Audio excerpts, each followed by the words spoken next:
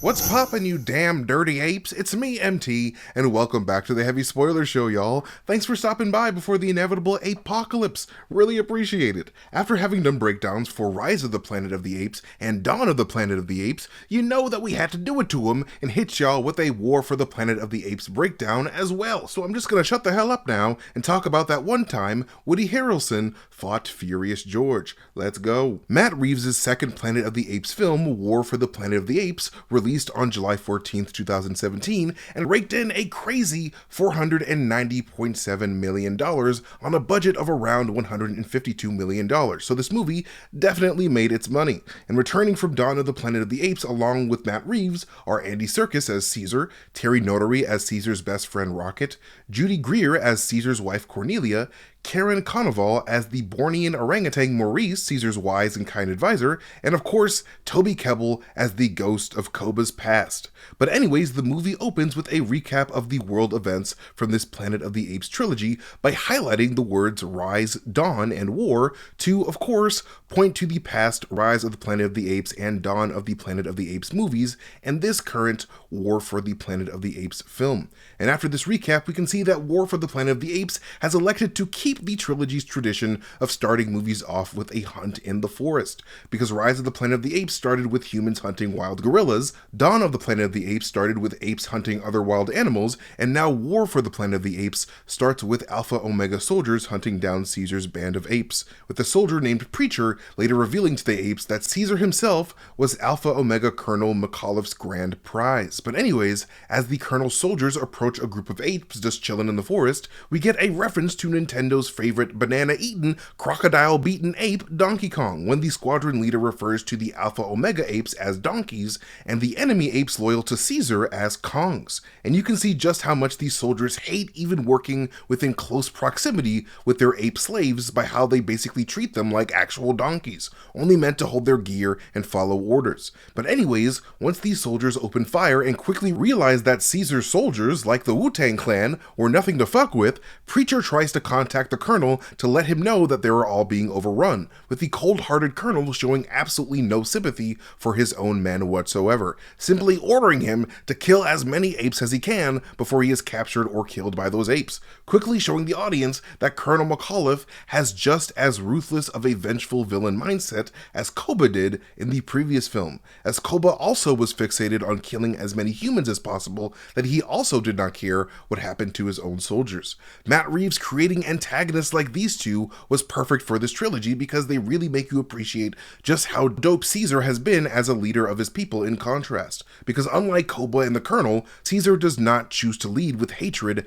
as his main motivation, but instead only acts in the best interest of every single member of the ape family that he genuinely loves and wants to protect. He's truly become the father that his own human father, Will Rodman, was to him, and it's so dope to see just how far Will Rodman's legacy of love has gone to affect an entire new race of sentient beings. But anyways, after Alpha Omega gets captured by the ape army, ape leader Caesar himself goes to interrogate the men, and right away you can see just how much the apes have gotten better at speaking in full English sentences. It's been really cool to see Caesar's fluency in the spoken language evolve over the course of these films, because it straight up feels like you're watching an ape evolve into a man over time. And that experience is really cool as an audience member to experience and makes this trilogy super special and unique. But anyways, as Caesar interrogates these men, we are introduced to a new albino West Lowland gorilla by the name of Winter, marking the first time in this trilogy that we see such an ape on screen. Winter was undoubtedly inspired by the real-life albino gorilla Snowflake,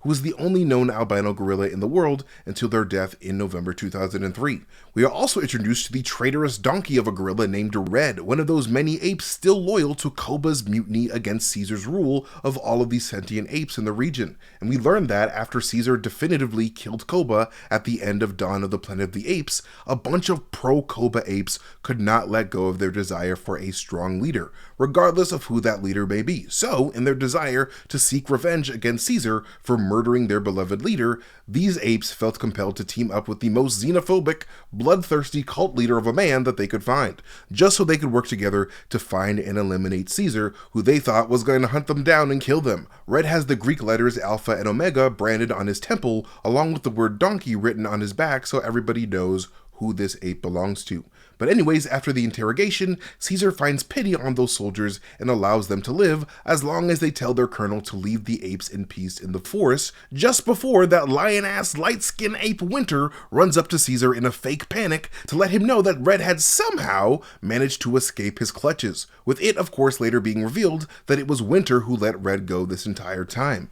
And as the apes lick their wounds after this deadly altercation, you can see some of them sending off their fallen ape brothers down the river, appearing to do a little ceremony of remembrance before letting the waterfall's currents take their lifeless bodies away, which is super sad. And as Caesar looks upon the scene, he cannot help but feel an immense amount of guilt, knowing that his trusting of Koba in the previous film is what has led to all of this bloodshed now. Because if Koba's loyal apes didn't adopt Koba's deep rage against Caesar's rule of their people, all of those lifeless apes that were being sent down the river would still be around to do various monkey noises like hoo hoo hoo and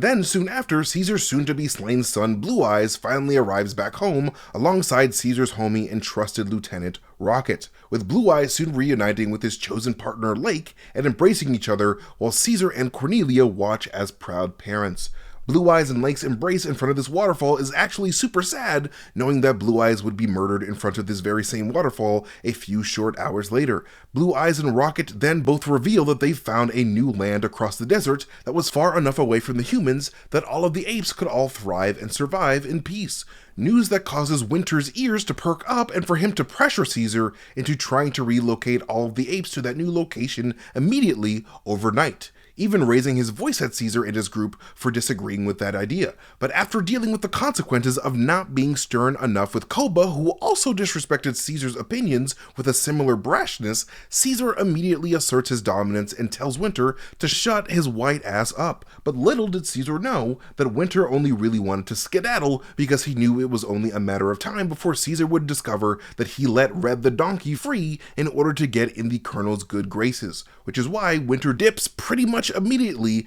after he realizes that the colonel himself had quickly and quietly infiltrated the ape encampment and assassinated both Caesar's wife Cornelia and his son Blue Eyes, with the colonel mistaking Blue Eyes for Caesar himself. When letting his squad know that he eliminated Caesar, the colonel tells them that King Kong is dead, which is of course a reference to the classic King Kong films. But anyways, after the unbearable loss of his beloved wife and firstborn son, Caesar begins to experience a hatred towards humanity similar to that of Koba, which is represented brilliantly by the return of Koba in this movie as a mental hallucination conjured by both Caesar's growing rage at humanity and his increasing guilt over how his kind and merciful nature towards both the Alpha Omega soldiers and Winter led to the people he loved most being in danger and dying. And given these experiences, Caesar knew damn well that he was on a self-destructive journey of vengeance, which is why he leaves his last surviving son Cornelius with Blue Eyes' widow Lake and tells all of the apes to go on to the ape promised land without him,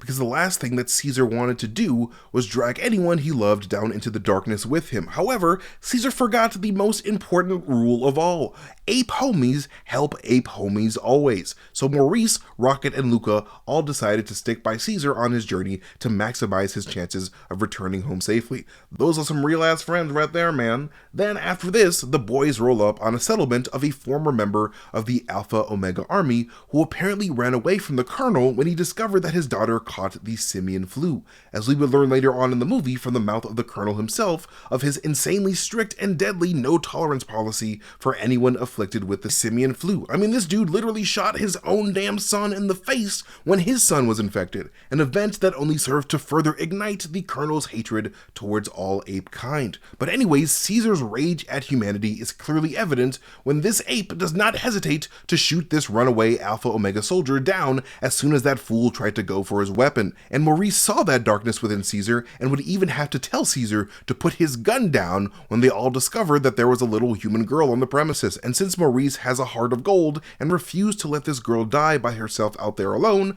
Caesar allows her to tag along, with the group riding their horses across the beach in the following scene, evoking the same ape horseback riding beach imagery from the original Planet of the Apes film. And speaking of the original 1968 Planet of the Apes movie, later on in the movie, Maurice would give this little girl the name Nova, after the main character Taylor's mute human love interest in that movie. Played by actor Charlton Heston, Taylor gives Nova her name after realizing that her, along with the rest of the human race, have devolved in intelligence and lost their ability to speak somehow. And since Taylor was an astronaut, he of course named his love interest Nova after a cosmic supernova, but in this movie, this new younger Nova is actually named after an old but shiny Chevy 2 Nova car emblem that she had in her pocket. And fun fact about that moment when Maurice uses his voice to tell Nova her name when they're in that tunnel together later on, director Matt Reeves actually used a slightly altered recording of Charlton Heston's voice from that very same scene of him naming his own love interest in the original Planet of the Apes movie. Like, that is literally Charlton Heston's voice coming out of Maurice's mouth, which is pretty cool. But anyways, a little later, the gang comes across an Alpha Omega encampment and discover Winter amongst their ranks with a big-ass donkey written on his back. They all quickly and quietly jump Winter like the Avengers jump Thanos in Endgame, but in their attempts to keep Winter from yelling out and alerting the Alpha Omega guards, Caesar's rage accidentally leads him to choking Winter a little bit too long, causing him to straight up die. Caesar is visibly racked with guilt from killing another ape in the following scene, and because of this, he starts to have hallucinations of the first ape he ever killed, Koba. And the next day, Caesar's group travels to a snowy region and is startled by the sound of nearby gunshots. And heading to the source of those sounds, they discover 3 freshly shot bodies of Alpha Omega soldiers who somehow caught the simian flu. And while searching for signs of those Alpha Omega soldiers who shot their sick buddies,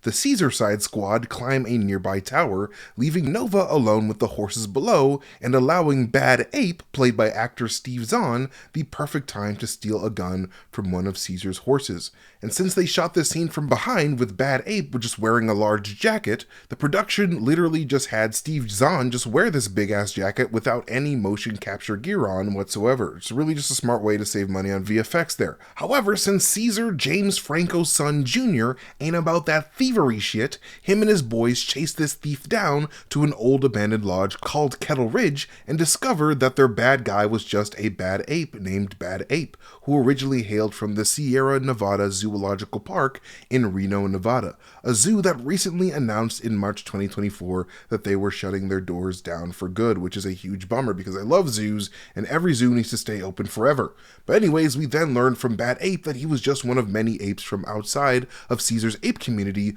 who somehow gained sentience as a result of the spread of the company Gensys's airborne ALZ virus across the world. This was actually a question that a lot of moviegoers had after watching both Rise of and Dawn of the Planet of the Apes, because those two movies didn't really address if other sentient apes existed out there outside of Caesar's direct influence. And so when director Andy Serkis was asked about this possibility while on a press tour for Dawn of the Planet of the Apes, Matt Reeves decided to answer that question definitively while preparing for the creation of this movie. Bad Ape's introduction in this movie is super important to the Planet of the Apes franchise as a whole, mainly because of the jacket that he's wearing. Because I'm not sure if you guys noticed this yet, but the apes in this Planet of the Apes trilogy are not really all that into human fashion and prefer to just let it all hang out in the nude. This is a lot different from the sentient apes that were first introduced in the original Planet of the Apes movies, as the apes in those classic films were totally fine with adopting traditionally human clothing and armor in their flourishing sentient ape society.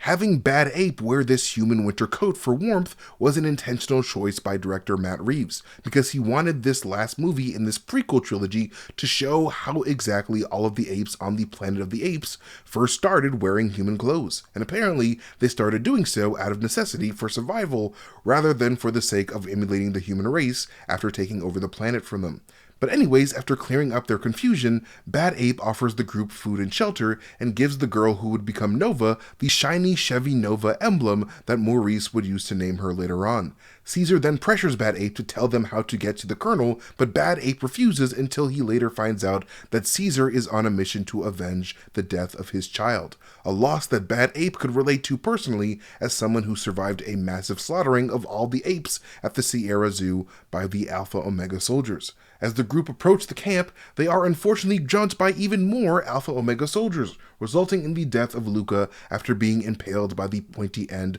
of some douchebag's rifle. And after losing yet another loved one to mankind's violent tendencies, Caesar then firmly orders the rest of the group to go back and join the convoy of apes to their new Apetopia, because Daddy is thirsty for blood and he ain't burying no more buds in the mud, you know what I'm saying? Only for Maurice to give Caesar a reality check by letting him know that his desire for vengeance has caused him to sound exactly like Koba. But Caesar ignores this and goes off to Colonel's camp alone, and on his way there he sees a bunch of apes hanging on X-shaped crosses on his path, which is a direct reference to the crosses that the shipwrecked astronauts came across at the beginning of the original Planet of the Apes film. But anyway, Caesar is then surprised from behind and knocked out, only to awaken right in front of Colonel J. Wesley McAuliffe himself. And while talking with Caesar, the Colonel starts listing off the names of famous military face-offs of the past, including Arthur Wesley, the first Duke of Wellington, and Napoleon Bonaparte from the Battle of Waterloo, Ulysses S. Grant and Robert E. Lee of the American Civil War,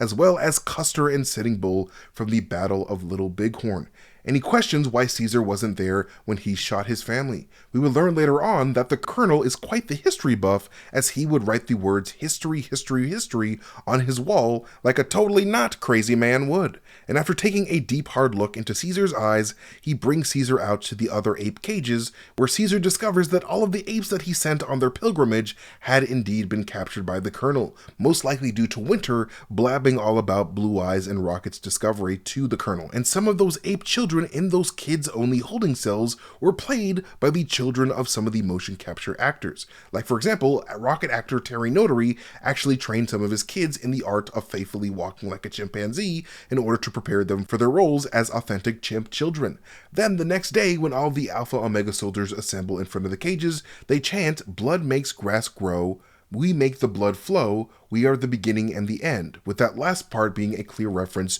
to Revelations chapter 22 verse 13 from the Bible, where God says, "I am the Alpha and the Omega, the first and the last, the beginning and the end." So this Alpha Omega chant clearly shows that the Colonel truly considers humanity's war with the apes to be a holy war, as the soldiers themselves derive their name from a divine source, with the Colonel as their new god of protection. And the Colonel would then tell Caesar about this holy war a little later when Caesar is brought into his quarters. We could actually see the Colonel using bullets and jacks on a map while planning his inevitable confrontation with the coming warring human army that wants control over the weapon stash the Colonel was sitting on. But anyways, after the Colonel causes Caesar to lose control when he says that he was glad that he killed his son, he tells Caesar that Caesar is being far too emotional for someone who's supposed to be a wartime leader. And the Colonel was right. In his lust for vengeance, Caesar has stopped thinking about what was best for his people and only thought about pointlessly getting even. His heart was truly replaced by the same darkness and despair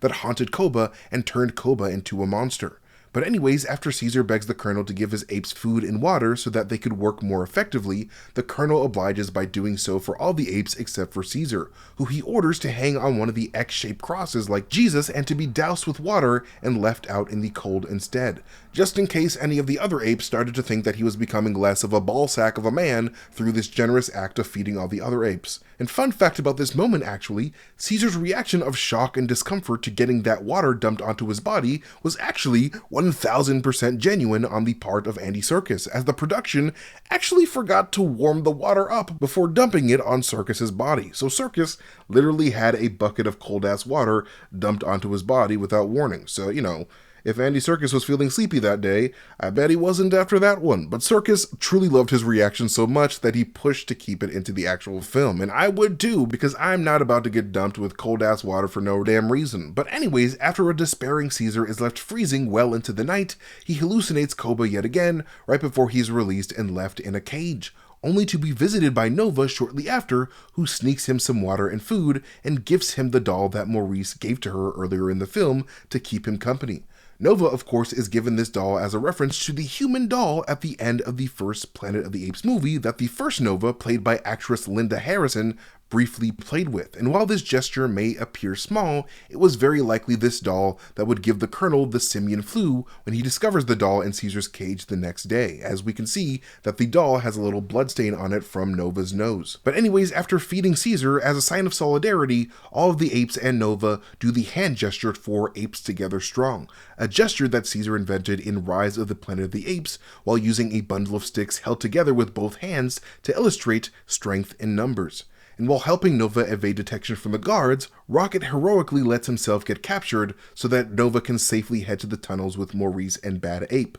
But anyways, while Maurice, Nova, and Bad Ape are traveling through those underground tunnels, while Caesar and the other apes plot their escape from above, you can actually see the words Ape-pocalypse Now spray painted on one of the tunnel walls as a reference to the 1979 war film Apocalypse Now, not far from the words This Way Out of Hell with an arrow pointed away from the hellish Alpha Omega encampment. But anyways, when Rocket launches his poop at a nearby guard to trick him into getting his keys, you can actually hear a horn sound in the background when the soldier and Rocket face off. This horn is actually composer Michael Giacchino using one of the actual ram's horns that they used on the set of the classic Planet of the Apes film. But anyways, after the apes use their newly acquired keys to free all of the apes, the Colonel's human enemies very inconveniently began their assault on the Colonel's base. But instead of running away along with his people, Caesar seals his fate by openly admitting to being as lost to vengeance as Kobo was, and ordered his ape family to go on without him as he sought his revenge. And when Caesar heads up to the Colonel's quarters,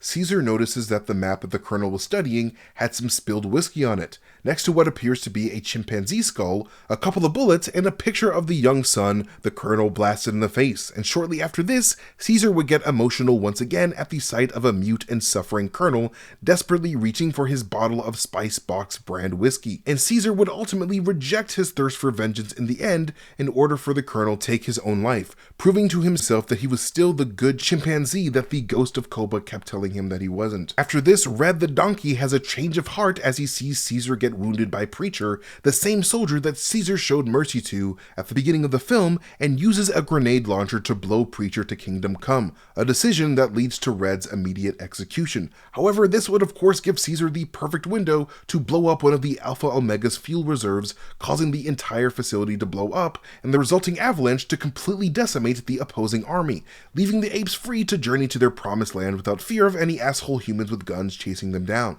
And finally, the movie ends with Maurice comforting a dying Caesar as he watches his ape family finally arrive to their promised land, with Caesar's death being a clear parallel to Moses' death from the Bible, with Moses having died at the top of a mountain after getting to see his own promised land in Deuteronomy 34. And before Caesar dies, Maurice promises to tell his son all about what Caesar did for the apes so that Caesar's legacy would be able to live on forever. And it's a legacy that will for sure be explored in the upcoming Kingdom of the Planet of the Apes movie, which is set 300 years after the events of this movie and features an evil leader of an ape called Proximus Caesar who twists Caesar's teachings in order to excuse his tyrannical rule. And even though Matt Reeves is not returning to direct this new movie, I am still so amped to see what Wes Ball has come up with to continue this amazing apes mythos. But anyways, that is it for this breakdown of War for the Planet of the Apes. Let us know what your favorite Planet of the Apes movie is in the comment section down below, and if you guys are excited for the new upcoming Kingdom of the Planet of the Apes movie. We want to know, let us know. But anyways, you can follow me at Mastertainment